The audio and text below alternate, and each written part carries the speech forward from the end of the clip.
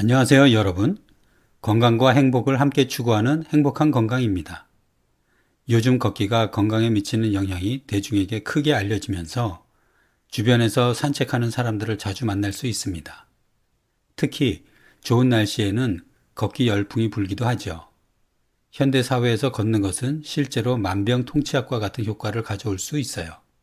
그런데 뱃살을 해결하려고 열심히 걸으면 실제로 효과가 있는지 의문이 들 수 있죠. 걷기만으로 뱃살이 줄어드는 것보다 뱃살이 더 늘어나지 않는 수준으로 머무는 경우가 더 많습니다. 매일 30분 이상 걷기에 힘쓰지만 뱃살이 줄어들지 않는다면 좋은 방법을 찾아야 합니다. 오늘은 우리가 일상생활에서 걸을 때 효과적으로 걷는 법 3가지를 소개시켜 드릴게요. 첫 번째, 걷는 동안 심장 박동수를 점검하세요. 걷는 동안 심장 박동의 횟수를 체크하는 것이 중요한데요. 걷기를 효과적으로 활용하기 위해서는 심박수를 올려야 합니다. 심박수를 높이면 숨이 차면서 산소 공급이 증가하여 지방 연소를 촉진하는 데 도움이 됩니다. 개인차는 있을 수 있지만 안정 시에는 보통 분당 60회에서 70회의 심박수를 유지합니다. 최대 심박수는 간단한 공식으로 계산할 수 있으며 220에서 나이를 빼기 하는 공식으로 구할 수 있어요. 예를 들면 40세인 경우 최대 심박수는 220에서 40을 뺀 180회입니다. 그러나 심박수를 지나치게 높이면 우리 몸은 급격한 스트레스를 받게 되어 근육 대신 글리코겐을 불필요하게 사용하게 됩니다. 따라서 적절한 운동 강도를 유지하기 위해서는 최대 심박수의 약 70%에 해당하는 심박수를 유지해야 하는데요.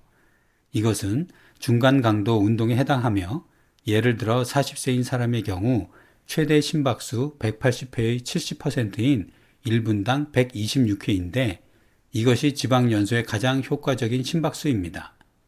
나이에 따라 목표 심박수가 변하므로 나이를 고려해 계산하세요. 이제 스마트폰이나 스마트 시계를 활용하여 심박수를 체크하는 것이 가능하죠. 만약 이런 장비가 없다면 손가락 끝을 사용해 맥박을 측정할 수 있어요.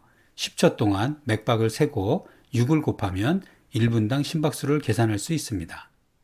나이가 들면 심장 기능이 떨어지므로 목표 심박수도 조절해야 하죠.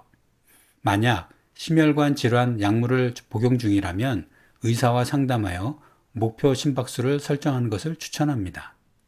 많은 사람들이 걷는 방식으로 팔을 앞뒤로 흔들며 큰 보폭으로 걷지만 실제로 심박수를 원하는 수준까지 높이지 못하는 경우가 많죠. 걷는 속도를 높이는 것이 심박수를 높이는 방법입니다. 발을 내디딜 때 앞꿈치부터 내디딜 수 있도록 하면 더 빠른 걷기가 가능합니다. 걸을 때 보폭을 크게 할 필요는 없으며 속도를 높이는 것이 더 효과적입니다. 이렇게 하면 심박수가 높아지고 뱃살을 빼는 데 도움이 됩니다. 두 번째, 걷는 속도를 조절하는 겁니다. 걷기를 시작할 때 먼저 5분 동안 천천히 걸으면서 몸을 풀어보세요. 이렇게 하면 다리 근육의 혈류가 서서히 증가하여 워밍업 상태를 조성해 부상을 예방할 수 있습니다. 몸을 이렇게 준비하고 나면 다음 단계로 넘어갈 준비가 된 것이죠. 1부는 앞꿈치가 땅에 먼저 닿게 최대한 빠르게 걷고 1부는 천천히, 1부는 중간 속도로 뒤꿈치가 땅에 먼저 닿게 속도를 바꿔가며 걸어보세요. 우리 몸은 반복적인 운동 패턴에 적응하기 때문에 항상 같은 속도로 걷는다면 최적의 효과를 누리기 어려워요. 속도를 변화시키면 심박수가 오르고 칼로리 소모도 효과적으로 이루어집니다. 게다가 이렇게 하면 운동이 지루하지 않아요. 목적지에 도착하면 속도를 서서히 줄여주세요. 평지에서 계속 걷는 것보다 언덕을 오르거나 모래 자갈밭과 같이 지형이 다양한 곳에서 걸으면 더 효과적입니다. 다양한 지형에서 걷는 것은 압력과 저항이 변화하므로 심장 박동수가 증가하고 칼로리 소모가 더 많이 됩니다.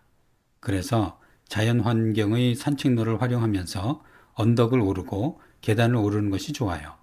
만약 실내에서 걷는다면 경사를 6도 이상으로 설정하여 러닝머신을 활용할 수 있습니다. 세 번째, 올바른 자세를 유지하는 겁니다. 주변에서 핸드폰을 보면서 걷는 분들을 정말 많이 봅니다. 저도 가끔 그렇게 하곤 했어요. 그런데 핸드폰을 보면서 구부정한 자세로 걷는 것은 목과 허리에 큰 부담을 줄 뿐 아니라 오히려 걷기의 효과를 떨어뜨릴 수 있어요. 그래서 걸으실 때는 몇 가지를 기억하세요.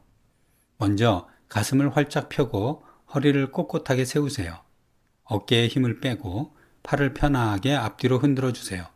또한 시선을 정면에 맞추고 발이 바닥에 닿는 느낌을 의식하며 걷는 것이 중요합니다. 걷기는 전신 운동 중 하나인데 이때 온몸을 활용하는 것이 효과적이죠. 팔을 직각으로 구부려서 크게 휘두르는 것도 좋은 방법 중 하나이죠. 이렇게 팔을 크게 움직이면 몸의 중심을 잡아주는 코어 근육을 발달시키는 데 도움이 될 수 있어요. 이렇게 자세를 조절하면 걷기가 더욱 효과적이며 몸의 부담을 줄이는 데도 도움이 됩니다.